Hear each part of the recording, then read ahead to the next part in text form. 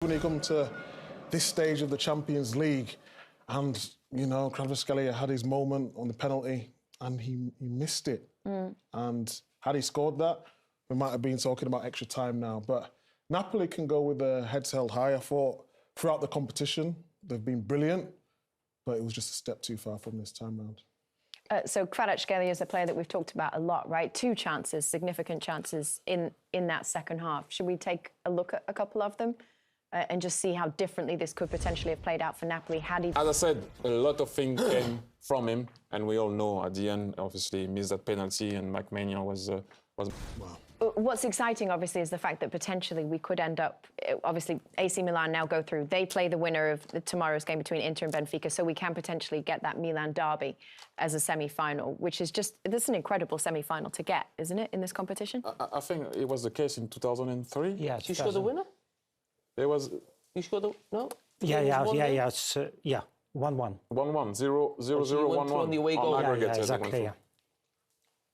Did that Champions League game feel different to you to other Champions League games, just with it being a derby? Did it mean that much more somehow? I think derby's been always derby, you know. But is it different league to Champions League? Is it kind of elevated because it's the Champions League? Do you know what I mean? Yeah, but no, I think that it's still probably to very similar situation. I think the atmosphere again been great, and it's still derby. Got you. Can you get us tickets? I hope so. Gonna give me tickets for the game. Let's go back to the first half of this game. Sorry, remind me where we're going. The first half, and we're going to look at the penalty that AC Milan had before they did get their first goal. Was it? We're all wondering who's going to step up and take it. Was it going to be your man Giroud? And it was Thierry. The goalkeeper guessed the right one retaken. We do have some question marks about this one and whether this penalty should have been retaken. We're going to take you out to our FIFA rules expert, Christina, in the house. Good evening to you. How are you? Good evening. Doing well. Dorking out about this one, so I'm ready to go into it. Oh, okay. Ooh. We're ready to hear you dorking out. Let's go. So this is a nuance, and I got a lot of questions on this. Was there encroachment by Juan Jesus on this penalty, right? When we have seen anytime a player encroaches on the top of that, so here you'll see, watch and look, Juan Jesus and Mario Rui, it looks like they're inside the penalty and they encroached, ball gets struck, comes out, Juan Jesus ends up clearing the ball. The question is, should this have been retaken? The decision on the field was no retake, VAR checks and said no retake, and this is the nuance and the dispositive part where I am dorking out. Here, as you can see there, so when the referee and the VAR are determining whether or not someone has encroached, we actually take a look at the left legs that are standing, that are in place, that are outside the penalty area. So for us, these two encroaching, because the right legs are not on the ground, we are not saying that they are encroaching this side. We take a look at that left leg. That's where that decision is. And so for those who are confused, this is the small nuance that you won't find in the law. She outdorked you? No, I feel like... No one outdorked you. I just think we're making up the rules as we go along. Do you know what I mean? You've never heard of that one, Micah? Never heard of that. I read the rule book before I came today as well. Never heard that one, Christina. Christina? Yeah, and I looked into the reasoning behind it, and there's no real explanation. So I'm going to use sports science on this one. When you extend your right leg out, all of the power is truly in your left leg, so you're not gaining an unfair advantage. Christina, thank you so much. We appreciate you. Love it, Christina. Okay, let's take a look at the first goal that AC Milan scored in this one. Also, very similar, but yeah, it's a sight to behold. Osman, we said he could make a difference for Napoli. It made it. Okay, right now we're going to take you out to New York City, everybody, where Marco Messina is at a restaurant filled with Naples fans. Oh, sorry, there you are, Napoli fans behind you. Has the mood dropped a little bit, Marco? It has. Of course, normally, you know, all these fans, they were ready to celebrate, but the vibes are not as great, obviously, if they didn't win. But all of these fans here, they're happy to have gotten to this point. They're still having an incredible season. It's going to be the first time in 33 years that they win the Scudetto. So it's a lot of just like looking over and like shrugs, like it is what it is. They'll be back here next year. And they made a lot of Italian fans proud even getting to this point. All right, Marco, good to see you. Enjoy the food all the same. Thank you very much. And we're going to go to a quick break. We're going to come back after that. We're going to talk to you about Real Madrid. They are through to the semi-finals after getting the job done at Stamford Bridge. We'll break that down, bring you highlights, analysis, and much more. Stay with us.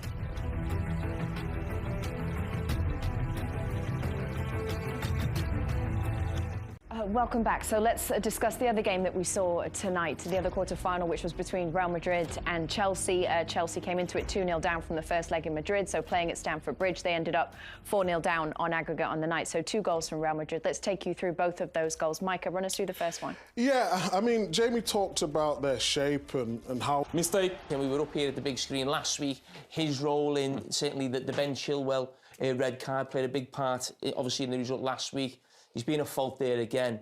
But I go back to, Thierry's point, the top teams and the top players and why they play at this level. And I just thought Vinicius Junior there, the composure he showed there. It's a simple pass, but how often do you see a player there thinking, I can get the glory, I'll get the shot off, I'll get the goal. And that's why he's one of the top players in world football right now.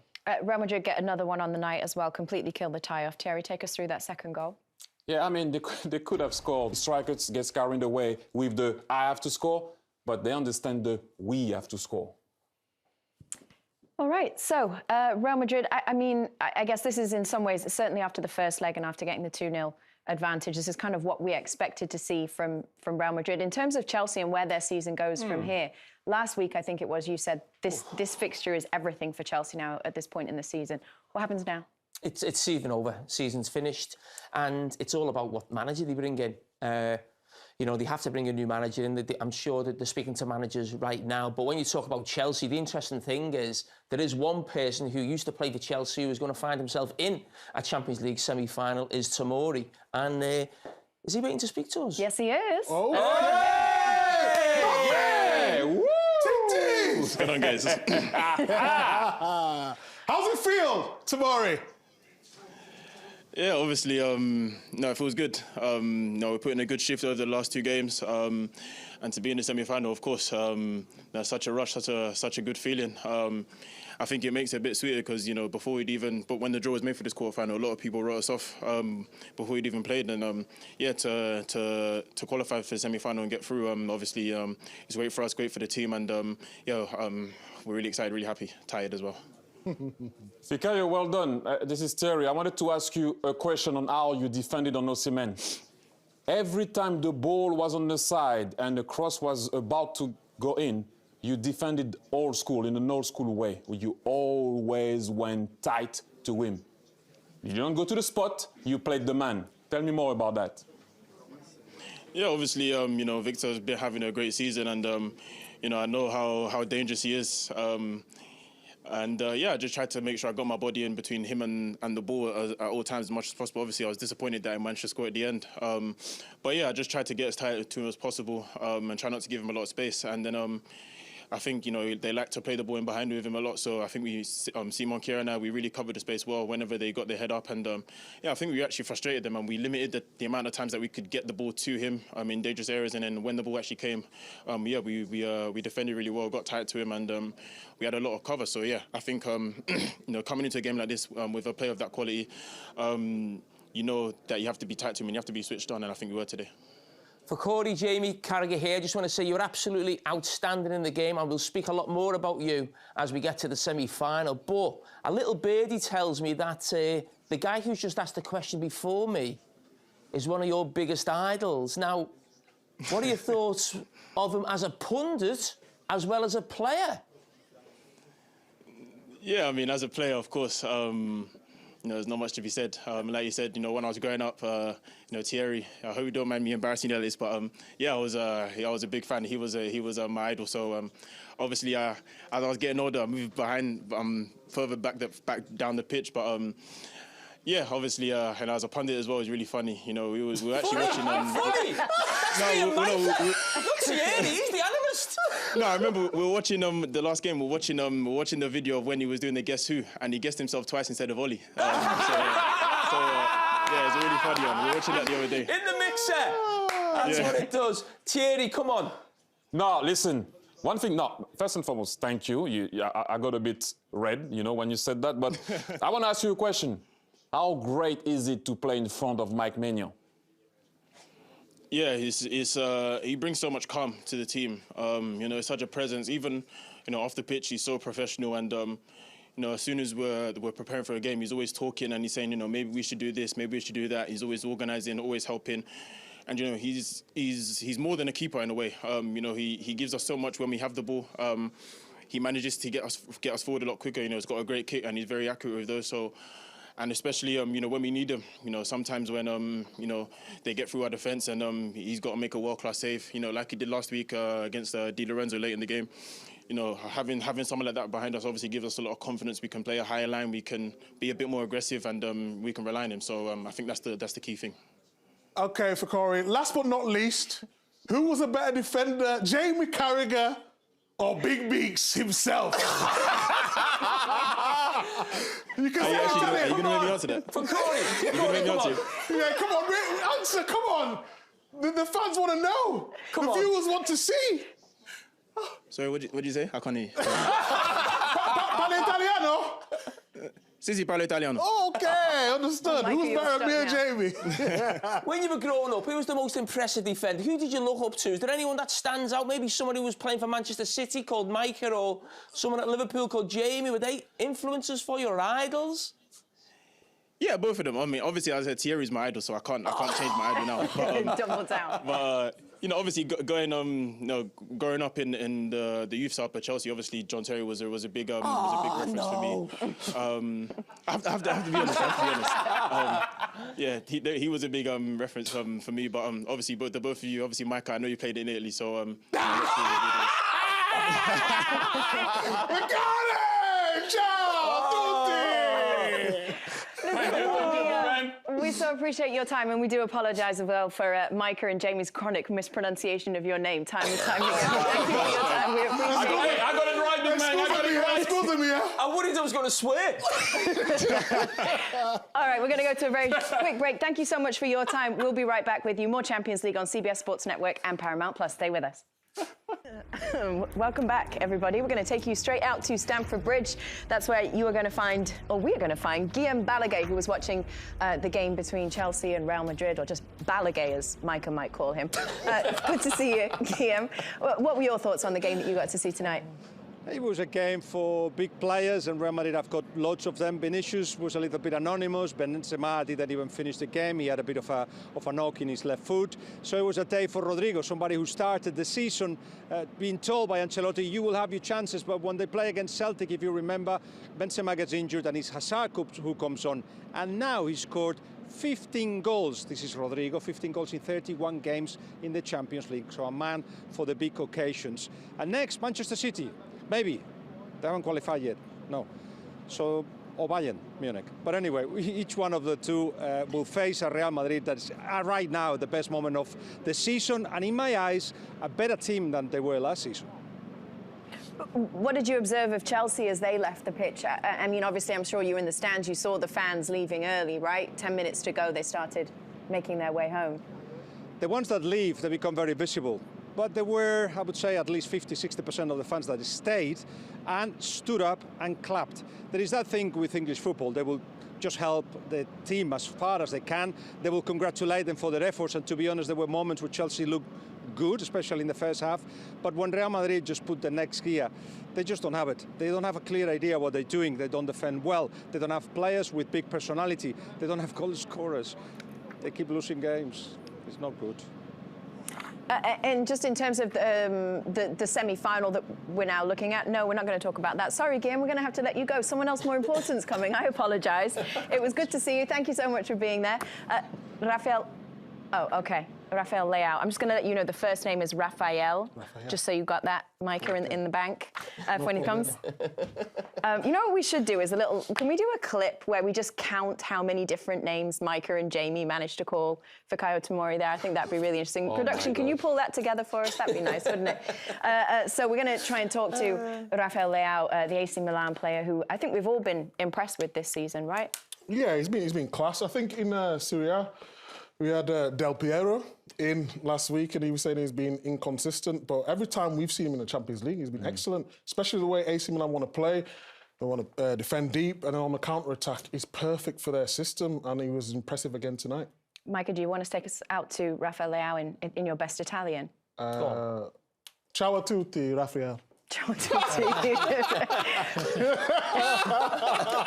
Rafael, it's good accent, good. Ah, you see it? You see it? Yes! Yes! My guy, you know. Yeah, it was nice, yeah. Hi, everyone. Hello, hello. How are you doing? How you feeling? Congratulations, that's a great result. Must feel good to be through. Yeah, thank you. I feel great. Was a wonderful night. I think we did a good job, and I'm proud. I'm proud for all the team. Yeah. Raphael, a few weeks ago you went to Napoli and won 4-0 in Serie A. How much confidence did that give you going into this semi-final? Yeah, I think they didn't expect the way we went in the game, and of course beat them the first of championship for Serie A like 4-0 in their home was wonderful for us to give more confidence to the next match, but we knew it too here. The second game of the Champions League will be different, and they did very well, always with the ball, and most of the time we stay back. But I think the key of the game was on counter-attack, and we did a goal there. Yeah. Raphaël. Bonsoir, c'est Thierry. Comment va ton français? Ouais. Non, bien, moi je parle bien. Oh là là, ton français propre. Ouais. No. Sorry, we're going to have to carry on in English. But one thing that I wanted to say before we talk about your run that actually was crazy. Yeah. I love the way you and Giroud defended today, especially you. Because if you guys want to go far, you have to defend like that. But what I wanted to say is, when did you decide that you were going to go to goal? At what moment? Yeah. You mean when I received the ball? No, when did you decide, you know what, I'm going to go to goal and give it to Olivier or maybe score? When did you decide that you were going to go? Yeah, no, when I passed the last defender. That every time you have the ball, when there is space, it looks like you said to everybody, you know what, meet me in the box. Just say it, even if it's not true. People will be scared. Just say it. Yeah, it looks easy, but in Serie A, the defenders they are tough. But I think sometimes I just have to put the ball in the front and run, because most of the times I'm more fast than them. And today I did well. Yeah. Well done. Yeah. Raphael, when you see the games tomorrow, obviously the big rival of yours, Inter Milan, are in the other semi-final. Would you like that? A big semi-final with your biggest rivals? I didn't understand. Can you repeat, please? Sorry. They have the same problem in the studio. Sorry, it's difficult. You play Inter Milan are playing tomorrow, Internazionale. Would you like to face them in the semi-final? You like do? I didn't say. Is Inter the team you want in the semi-finals? Ah, okay. No, yeah. Yes, Raphael. Now I can hear well. We'll be good. I was to play against them. It's for us against Inter. Will be a great game. I think the passion we will put in the game will be the same we put today or more, because play against them, it's the atmosphere will be crazy in Milan, so we have to give 100%. Yeah. Rafa, we appreciate you so much. You're not alone, by the way. This show goes out to America. You now understand how all of America feels when Jamie Carragher talks. They have similar problems understanding his accent. So thank you for your patience. We appreciate you. Good luck in the semi-finals. Bravissimo, Rafa, complimenti. It was a bit...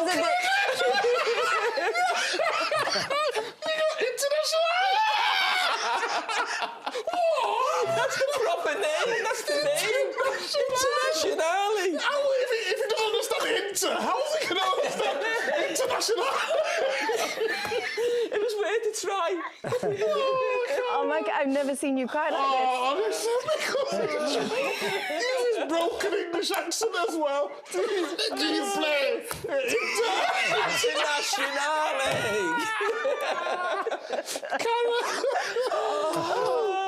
These are not normal. Oh, man. Carra. Yes, we where are enjoyed we? that. We're going to talk about his defensive work. That's what you were Yes. talking about, how much you enjoyed watching that. joking So break that aside, down for us. You cannot win a big tournament in anything without everybody running. We talked about it so many times last year, Jamie. The leader of the team, I think today is one of the best performances what I saw him play. Not just because he been very important in transition, offensive transition. Like Terry said, he was defending, he was helping the team. And if he play like that, it really can do a lot of great things. Why have you not wiped your face? Yeah, You're just sitting there, you're just sitting there with it. International. That's the proper name if you want to look it up. He couldn't understand, so just say Inter. The whole the conversation with Rafael meant that I ended up being terribly rude and cutting off Guillaume Balaguer. So we're going to take you back out to Stamford Bridge and back out to Guillaume, because I believe you're about to tell us what you had been doing with your day in London. So share that with us, Guillaume. Yes, you know, for the new documentary we do in Destination Istanbul, we travel across Europe, and wherever we go, we're trying to find personalities that have helped their cities get better, that they've added to the city. So we met today Richard and Isaac, who are the brains behind Guide London, who are Guide London, the ones who do my shirts. Fourth generation of tailors that came all over from Eastern Europe. They've got a story of resilience, and they've got a gift or two for those men on the table. Oh, yes. wow. Yes. Oh, they're in the studio. Oh, we need to put these on. Yeah, 100%. We need to put these on. No, we don't. Andre. Wow. No, we don't need to put this on. Thanks, Thank you. Thank you. Thank you so much. Thanks. How much? Yes, the disappointment. story is, of Don't course, get we were in Benfica and we were dealing with fish, so we took a memento of that for Micah. Jamie, it's always good to challenge him, see if he can wear that, and I think he can. And of course, for Thierry being French, it's stylish, it's flourish, and it's red and white. Lovely. It's so you. It's so you. It's so me if you close your eyes. You know what? You know what I think, Guillaume? Champions League final, team outfits. This is what we should all be wearing. No problem. No problem. Jamie, you're down. I'll wear it. Guillaume, thank you so much. Thank you, Appreciate Guillaume. you Joking coming aside. by. Thank you. Nice Thank touch. you. Woohoo! I'm looking forward to those shirts on. Okay, so we got an interesting conversation coming up after the break. Andre, Jamie, they're going to talk Istanbul 2005. Let's relive it. We'll be back in just a second. Well, today, Real Madrid and AC Milan punched their tickets to the semi-finals of the Champions League. Tomorrow, they will find out who they will play. Pep Guardiola returns to Germany, where his Manchester City side look to close out his old team, Bayern Munich. And over at the San Siro, Inter Milan hold a 2-goal lead over Benfica and look to complete an all-Milan semi-final. You can catch Bayern Munich and Manchester City live on CBS, and you can second screen Inter Milan Benfica live on Paramount+. Coverage begins for you at 2 p.m. Eastern. Don't move. We're going to go to a quick break. We'll come right back.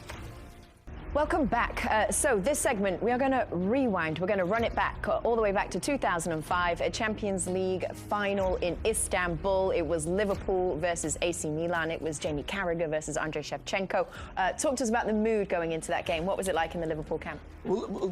For the free kick, and then we're going now. But I think a big problem for us in that first half was certainly the movement of yourself, Crespo, but also the role of Carra. He caused us big problems behind our midfield, in front of the defence. He was picking the ball up, running in our back foot, and you were making runs off that. And that, I think, shows in the second goal. That was a huge problem for us throughout the half. But especially is when we speak about this game, or I get asked about this game, I get asked more about half-time than maybe the game. So I'd always like to ask you, what was the half-time like for AC Milan? You're in a fantastic position, going in 3-0 at half-time. How was the half-time? What was Carlo Ancelotti saying? What was his instructions? His instruction was we carry on playing in the same way.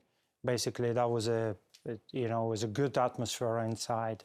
There's nobody get excited. We know, we're facing a very good team, and especially we know the quality of this team. And England team, he always believed. That was our respect a lot, because every time when you play against a team from England, especially Liverpool, any moment if you lose attention a little bit, the team can come back. And then the comeback happened. Jamie, talk us through it, please. No, obviously, we was disappointed, but after that, we considered 3 goals in 6 minutes. We continued to play a great game. We create so many chances, and we just believe we can turn this game, we can win. And in the end of the extra time, I have a great chance. It was great save from Dudek. And actually, it's hard to believe the ball didn't go in. But this is beauty of the football, you know, and anything can happen. You know, I respect that.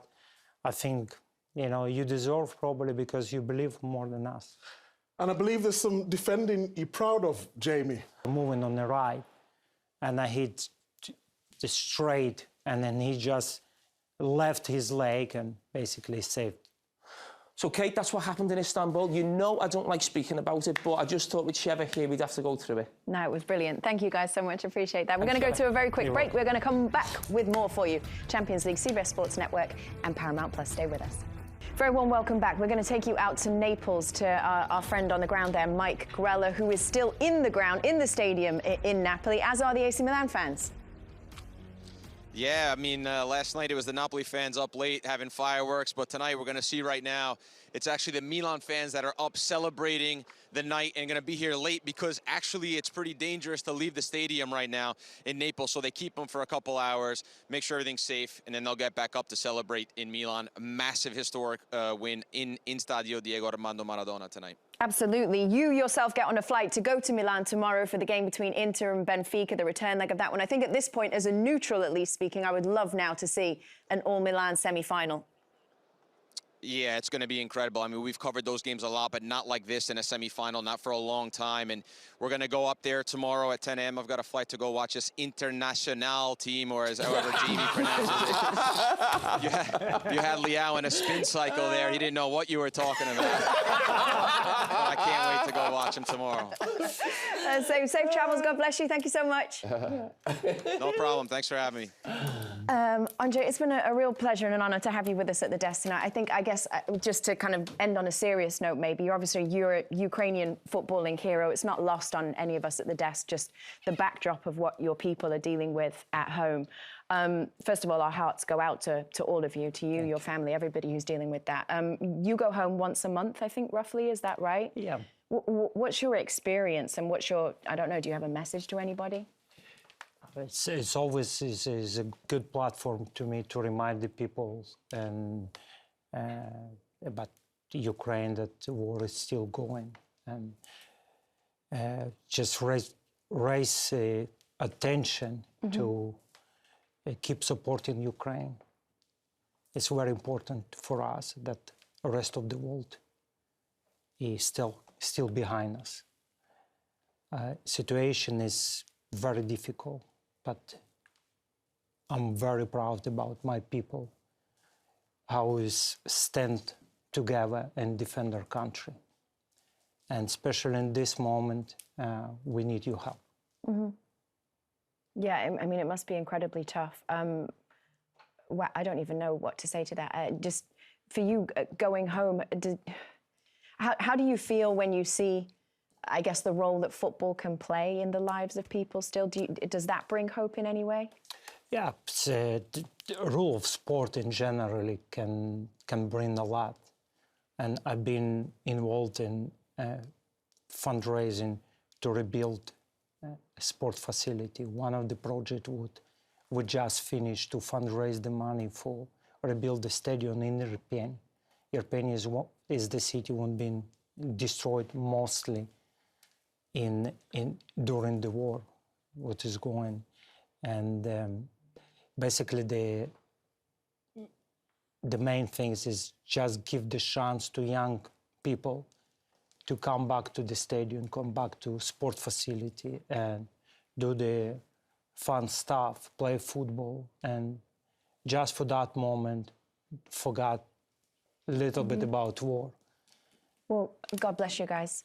We wish you all the very best, and our thoughts and prayers are with you. Thank you so much. We will see you guys tomorrow for more semi-finals, quarter-finals.